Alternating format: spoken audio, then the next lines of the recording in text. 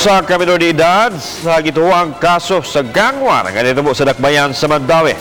Ang insidente nga badayan pang giimbestigahan nakuhaan pa sa CCTV sa syudad. Ang report ni Nico Serino.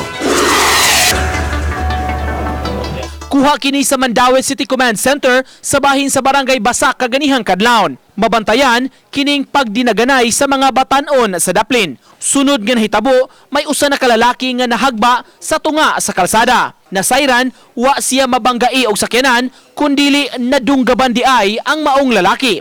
Ang biktima nga menor de edad giilang si Jovel Casas, 17 anyos, taga Barangay Paknaan. Na-recover sa mga otoridad ang kutsilyo nga gigamit sa pagpanunggab. Wa pa hinon mailhi ang suspetsado. Usa sa gitutukan sa kapulisan ang kaso sa gang war nga naglambigit sa mga batan-on. Nay commotion pero not only lang na siya nahitabo daw this time na ay mga random ang ilahang mga pagpundok-pundok din ha, pag-awayan pero ang nahitabo lang jud ganinang kadlawon ang katunag yung pagpanunggab. Sa dughan na nadunggaban si Casas, kinsa namatay pagkahuman.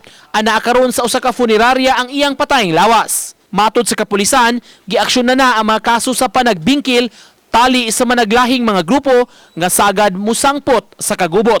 Ang ilahang mga awayan, pagpangbato o mga botilya, pagpanguan diha sa mga dalan. So, mga nausan siya sa atong challenge karon nga ato adyo na siyang tan-awon kung kinsa gyud ni mga tawanan. Uban ni Godfrey Relien, Nico Sereno, Balitang Bisdak.